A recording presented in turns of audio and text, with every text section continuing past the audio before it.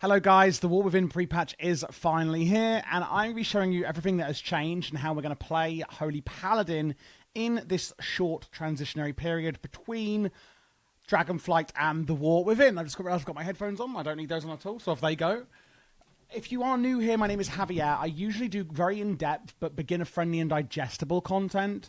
This, however, will be a bit more shallow. The reason being this is just a short transitionary kind of phase that we're in between Dragonflight and the War Within, and therefore, if you're watching this, it's very likely that maybe you're just kind of getting a taste of what Holy Paladin is shaping up to look like in level 80, or maybe you just want to see how you play your rotation, you know, in this period, and you've probably already got your gear and things like that from Season 4, so there's no need to really go for the stat priorities and stuff. Basically, if you want something a bit more in-depth, I would check out my Season 4 guide for Holy Paladin. I've done every spec, and I will be doing a guide as soon as the War Within launches, in-depth as well. So first of all, what has actually changed for Holy Paladin in the War Within pre-patch?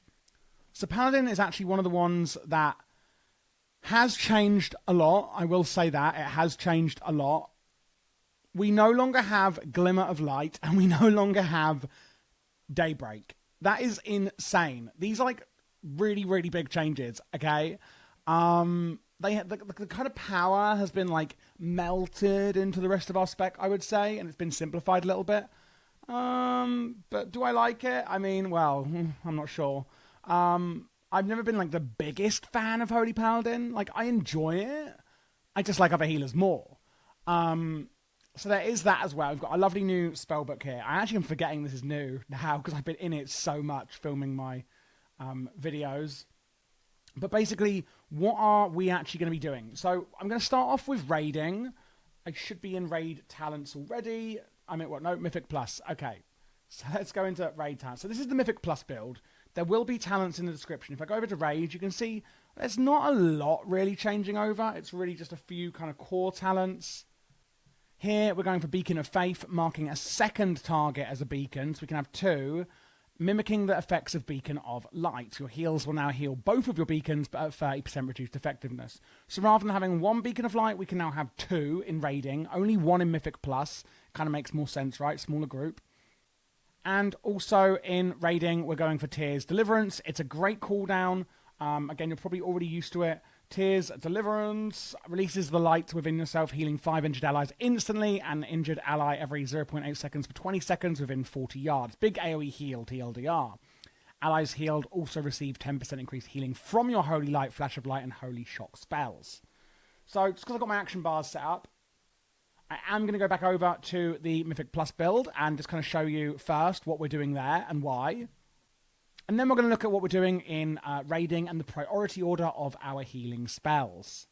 So again, you can see exactly what talents we are actually changing over here. It really isn't many. So first up, if we need to do any AoE healing, we're going to use our Beacon of Virtue. Of course, get your actual Beacons of Light, etc. We're even going to have one up on, I would say, the tank usually is who I put it on. Apply Beacon of Light to your target and 4 injured allies within 30 yards for 8 seconds. All affected allies will be healed for 25% the amount of your other healing done. Beacon of Virtue is only on a 15-second cooldown and is fantastic for AoE healing. It is one of my favourite spells as a Holy Paladin, especially in Mythic Plus where there's only a few of you in the dungeon anyway. After that, we are going to keep our Consecration down wherever everyone is grouped up and standing. Generally, we're going to be in about melee range. Consecrates the land beneath you, causing holy damage to enemies who enter the area. One other talent that I do want to make note of here for you is the Strength of Conviction over here. While you are in your Consecration, your Shield of the Righteous and your Word of Glory have 20% increased damage and healing. Word of Glory is over here. This is one of the ways we're going to be spending our holy power, one of the main ways that we are doing our healing. So some spells are going to generate holy power, and then we have our two main spenders, the Light of Dawn and Word of Glory. More on them in a second. So if we have our Consecration down, again, we're trying to stand in it as well for the reasons I just mentioned. After that, it is going to be pretty much spending our holy power. I would generally do this if we're at 4 to 5 holy power overall. And I also want to tell you about this talent, Divine Favor. After casting Barrier of Faith or Holy Prism, the healing of your next Holy Light or Flash of Heal Light is increased by 40%, which is huge. Its cast time is reduced, and mana is also reduced massively as well. So this is our Holy Prism spell here. Fires a beam of light that scatters to strike a clump of targets. So firing this towards, the group, etc. If the beam is aimed at an enemy target, which we are going to do, by the way, we are going to launch this at an enemy target, not an ally. If the beam is aimed at an enemy target, it deals X amount of holy damage and radiates healing to 5 allies. If you did aim it at a friendly target, it's going to heal them and then radiate damage to all the enemies. We want to do it at an enemy, so it's radiating healing to our allies. And then you can see when we use it, we're then getting this buff here on my weak aura, and that is the Divine Favor that is going to actually increase the healing of our next Holy Light. And that is the talent that I just spoke about here. So every time you use Holy Prism, you're then going to want to use your Holy Light to get that big, juicy healing out. And it is going to be in this order. So again, using a Beacon of Virtue, my accent changed, that's what happened, to do AoE healing, staying in our Consecration. We're going to use Holy Light at this point. So in the middle of these two is spending our Holy Power. And then we're only using Holy Light here if we have the buff from Holy Prism. So if you're saying, okay, shouldn't that priority be there? No, because using Holy Prism is a lower priority. But we're kind of checking, can we do this, yes or no? Can we do this, yes or no? So when we get here, it's like, have we got the buff or not? No. Okay, then we move on to this. But we're going back up the priority list to Holy Light. Hopefully that makes sense. After that, we're going to use our Holy Shocks, triggering a burst of light on the target, dealing damage or healing. And this is going to generate 1 Holy Power each time. And we do have 2 stacks of it. You can see it recharges very, very quickly on its own anyway. If we're not going to cap on Holy Power, we're going to use Crusader Strike. It generates 2 Holy Power, so only use it at 3 Holy Power or less. You can see here on this weak aura, we now have 5 Holy Power. Strike the target, reduces the cooldown of your Holy Shock by 1.5 seconds. This is your Holy Shock here. As you can see, it already has a very quick cooldown, but using Crusader Strike is making it even quicker. We are using the talent up here, Holy Infusion, so that our Crusader Strike does actually generate that additional Holy Power as well. Just worth noting over there. And Light of the Martyr is an interesting one as well. While above 70% health, your Holy Shock's healing is increased, but creates a heal absorb on you for 30% the amount healed that prevents Beacon of Light from healing you until it has dissipated. So just be aware of that, which is very kind of an interesting one, I think, on Holy Paladin. Then we're going to be using our Judgment after that. Remember, this is also going to generate 1 Holy Power. And then we have Hammer of Wrath. Now, you can only use this on enemies of 20% health or lower, hence why we can't use it now. We're going to use it as our bottom priority anyway.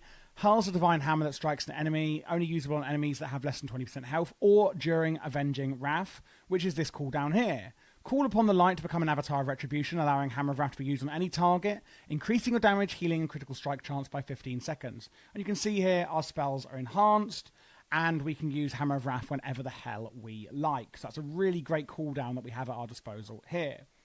So again, the general priority outside of spending Holy Power is using our Beacon of Virtue, staying in our Consecration, using Holy Light when it's empowered by Holy Prism, using our Holy Shocks, using our Crusader Strike to generate Holy Power, and Judgment to generate Holy Power. Don't forget Crusader Strike is also reducing the cooldown on our Holy Shock. And then we're going to use Hammer of Wrath as the lowest priority. Now, how are we going to spend our Holy Power, which is one of our highest priorities? We have Light of Dawn, unleashing a wave of holy energy, healing in a cone in front of you to heal 5 injured allies. And we've got Word of Glory, which is going to specifically heal 1 individual target. Don't forget, if you have your beacon on, which you obviously will, this will all be healing them as well. The only other spell, really, that we need to go over is Divine Toll here.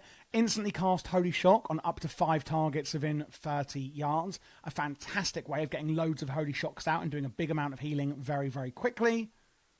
And that's pretty much it for the general rotation. Again, this is a much shallower guide than I usually do, but I just want to help you guys out in between filming my War Within launch videos. with, what we're doing pretty much for the pre-patch in this short transitionary period. So if you are thinking, oh, this wasn't that in-depth, that is why I only done this at the community's request for these videos. I wasn't planning to do pre-patch. It's my first expansion launch as a content creator. So hopefully this is useful for you still. Like I said before, I'm not going through stat priorities and stuff because you've probably got all your gear. And then again, going into the raid rotation, we're really not changing much actually whatsoever. We have Tears Deliverance, which I spoke about previously. We can obviously have 2 different beacons rather than 1. And apart from that, the rotation isn't really changing, apart from Shield of the Righteous, which we're going to use if we're on 5 Holy Power. So this is going to cost 3 Holy Power, slams enemies in front of you with your shield, causing holy damage and reducing the cooldown of Crusader Strike by 1.5 seconds. We can use this as well. And that is pretty much it, guys. So that is how we're going to be playing Holy Paladin. It hasn't changed much, even though there's been big changes in the pre-patch. But overall, I think it's looking pretty good. I actually think I'm going to enjoy Holy Paladin more after these changes. And don't worry, I will be doing a full, complete, ultimate, in-depth guide for you, telling you everything you could possibly need to know when the War Within launches. So I hope to see you there.